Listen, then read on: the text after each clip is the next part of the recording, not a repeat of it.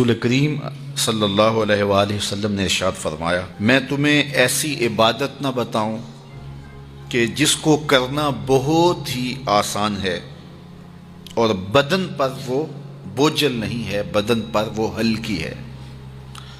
عبادتوں میں مشقت تو اٹھانا پڑتی ہے۔ آپ نماز پڑھنا چاہیں گے تو آپ کو وضو کرنا پڑے گا ٹھنڈے پانی سے، چل کے مسجد جانا پڑے گا، رکوع و سجود ہوں گے۔ روزہ رکھنا ہے تو آپ کو دن بھر کی بھوک کاٹنی پڑے گی، زکوٰۃ دینی ہے، صدقہ کرنا ہے، خون پسینے کی کمائی سے پیسے جدا کرنے پڑیں گے، حج کرنا ہے تو بہت زیادہ مشقت اٹھانی پڑے گی۔ جتنے بھی اعمال ہیں خیر کے، اچھائی کے، ان میں بہت زیادہ مشقت اٹھانا پڑتی ہے۔ یہ طالب علم یہاں پڑھ رہے ہیں، 8 سال کا چلہ کاٹ رہے ہیں، معلمین پڑھا رہے ہیں، صبح تہجد سے اٹھتے ہیں اور شام تک ایک وظیفے میں لگے ہیں، علماء ہیں کام کر رہے ہیں، بہت سارے لوگ، کتنے مشقت والے کام ہیں، تب اللہ کی رضا جا کے نصیب ہوتی ہے۔ لیکن میرے حضور نے فرمایا تمہیں ایک ایسا عمل نہ بتا دوں جس میں بدن بھی نہیں تھکتا اور ہے بھی بڑا آسان؟ اللہ اکبر! فرمایا وہ عمل کون سا ہے؟ الصمت و حسن الخلق، خاموشی اور اچھے اخلاق۔ زیادہ بولنے سے بہتر ہے خاموش رہو، خاموشی میں نجات بھی ہے، ثواب بھی ہے۔ زیادہ بولنے والا جھوٹ بھی بول لیتا ہے، زیادہ بولنے والا گالی گلوچ اور سب و شتم پر بھی اتر آتا ہے، زیادہ بولنے والا کسی کی پگڑی بھی اچھال دیتا ہے، زیادہ بولنے والا غیبت بھی کر لیتا ہے، زیادہ بولنے والا ایسا مزاح کر لیتا ہے جس سے کسی کو تکلیف پہنچے۔ زیادہ بولنے والے سے بہت ساری غلطیاں ہو جاتی ہیں، جو تھوڑا بولے اس سے غلطیاں کم ہوتی ہیں، چونکہ انسان کے زیادہ گناہ جو ہے وہ اس کی زبان کی وجہ سے ہوتے ہیں۔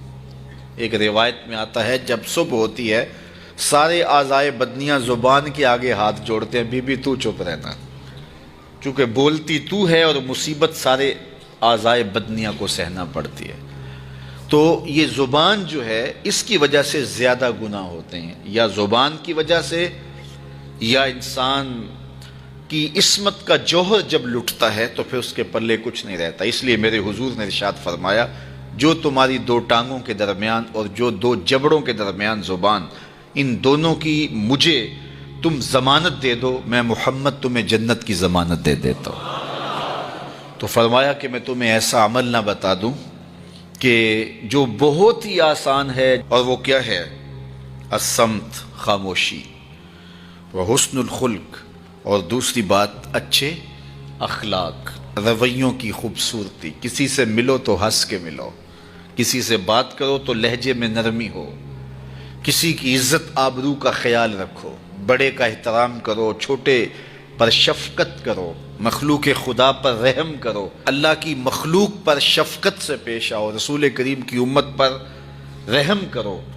تو یہ ایسا عمل ہے جس پر کوئی مل بھی نہیں لگتا، قیمت بھی نہیں لگتی، بدن بھی نہیں تھکتا، لیکن نامہ اعمال نیکیوں سے بھر جاتا ہے۔ قیامت کے دن نامہ اعمال پر سب سے وزنی جو عمل ہوگا وہ حسن خلق ہوگا۔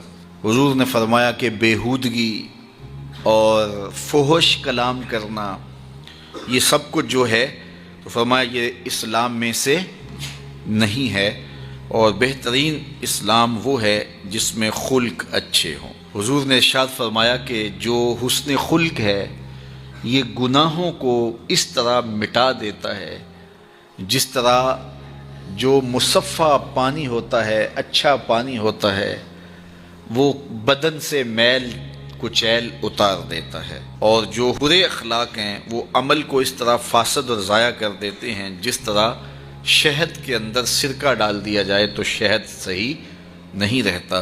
تو عمل اچھے ہیں لیکن بدخلقی ان اعمال کی بربادی کا سبب اور ذریعہ بن جاتی ہے۔ اللہ جل شانہ ہمیں معاملات کے اندر خوبصورتیاں نصیب فرمائے، رفق، نرمی نصیب کرے، معاف کر دینے کی توفیق نصیب کرے۔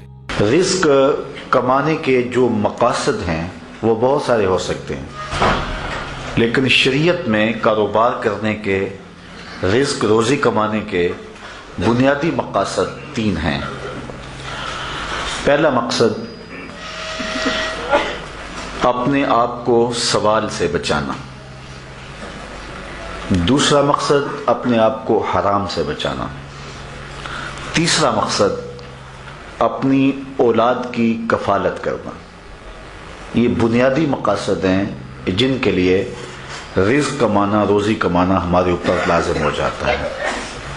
اور اگر آپ کاروبار کو وسعت دے رہے ہیں، ضرورت سے زیادہ کما رہے ہیں، تو اس کے لیے ایک چوتھی نیت آپ کو ساتھ کرنی ہوگی، اور وہ یہ کہ معاشرے کے کمزور لوگ، رشتہ داروں میں غریب لوگ، میرے ہمسائیگی کے اندر جو غریب لوگ ہیں، یتیما ہیں، مساکین ہیں، معاشرے کے وہ لوگ جو اپاہج ہیں، معذور ہیں، کمانے کی صلاحیت نہیں رکھتے، میں زیادہ مال کما کے ان کی کفالت بھی کر سکوں. ان 4 مقاصد کو ذہن میں رکھ کر کے جو رزق کمایا جائے گا وہ دنیا نہیں ہوگی، عین دین ہوگا. لیکن اگر ان 4 مقاصد کے علاوہ رزق کمانے کا کوئی 5واں مقصد بھی شامل ہو گیا تو وہ ان 4 مقاصد کو بھی دنیا بنا دے گا.